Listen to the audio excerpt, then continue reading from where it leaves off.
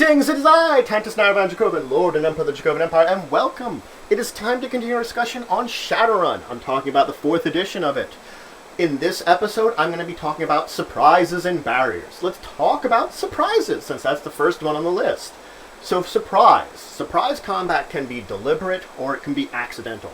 I could try to set an ambush for someone, or I could run into someone by accident by walking around a corner that I was not expecting at all. Now, surprise is based around perception. When there's a chance of surprise occurring, if there's such a situation where one side might be able to detect the other one, then the GM will secretly roll a perception check. Now, this doesn't mean a lot. It just means that one of the sides might hear footsteps or something of the similar, and this translates actually to a bonus to one of the sides when it comes to what we're talking about next, the surprise test. So this little perception check really is a bonus that the GM is seeing if he or she would apply to one of the sides, whether it's for you or against you. If it's for your team, they would roll your perception for you and secretly note whether you'd be getting this bonus and let you know when you're rolling the surprise test. Otherwise, the GM's just taking care of normal business and rolling for the opponents. So how surprise works is everybody rolls a surprise test. This is an initiative test.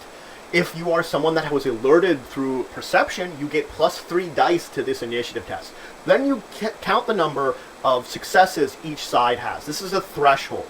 So it's a normal initiative test, everything involved with that, but you also keep track of how many successes each person had. If you're acting on a surprise turn, you can only react to someone that has an equal or lower number of hits on that test.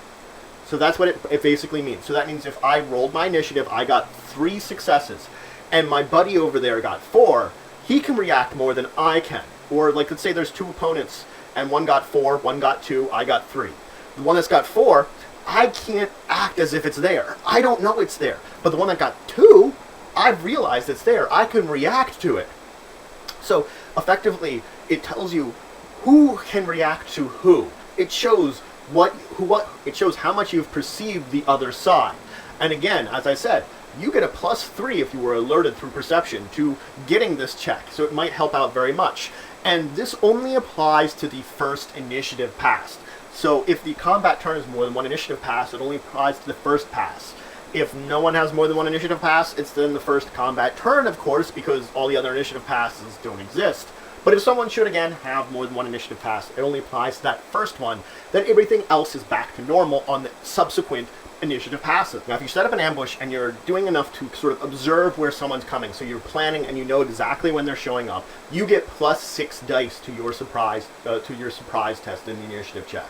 On the other hand, if you were just sort of setting up an ambush in a random location and you knew someone was going to walk by, you didn't know when, you still get that +6, but the other person would get also sort of checks in order to see if they may be perceptive of you, because you're getting also sort of surprise. So you'd have to worry about some surprise on your end too. So the other side might get bonuses. So you still get that +6, it's just the other side might get some advantage too, because you weren't completely aware of them. Now, someone that is effectively surprised, or someone that has lower of the threshold than someone that has higher of the threshold, they cannot either attack or react to that person, nor can they dodge or defend against them. I don't know that guy's there. I can't defend against him. He can shoot me all he wants. I wouldn't have known about it.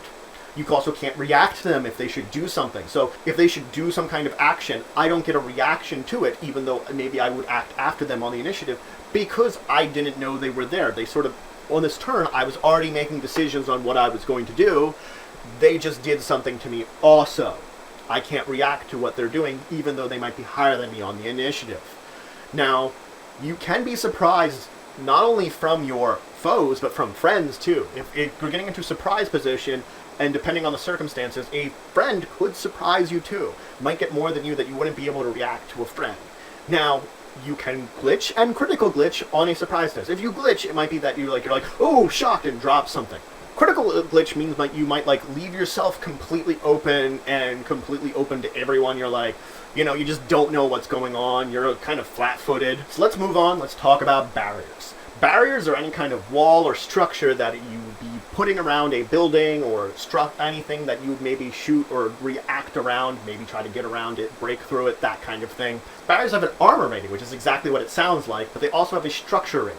Structure rating is how many boxes of damage that area can take for a square meter that's 10 centimeters thick. So it's a square meter of area, 10 centimeters thick.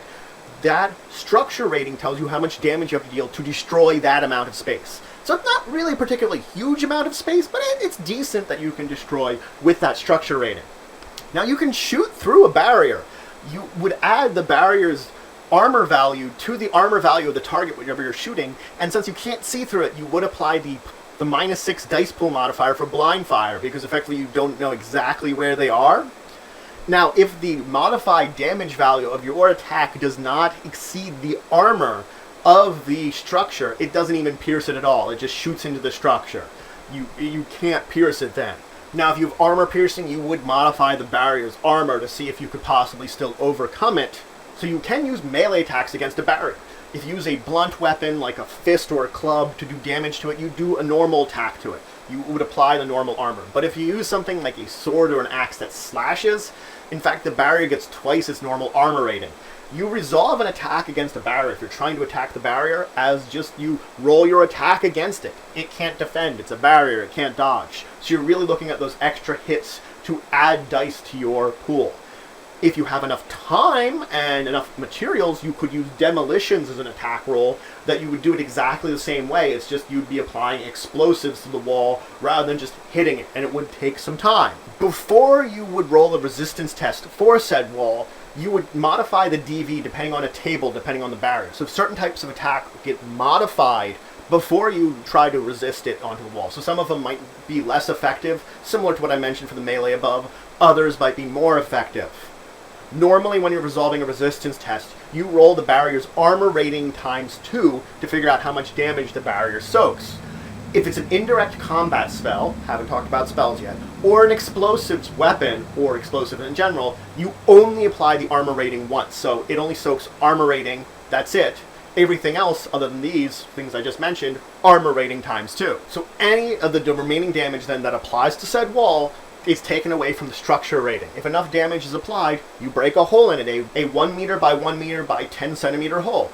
If you do enough damage, you might blow multiple holes in it. So that's it for today. I went over the basics of surprise and what it means to be surprised in Shadowrun, and I talked about barriers, either shooting through them or destroying them yourselves. If you have any questions, comments, anything to say, anything you think I left out, please leave in the comments below. Then please like this video, share it, and subscribe to the channel. It shows your support for the channel, for the Empire, and for all the work I do. And until the next time, I bid you farewell.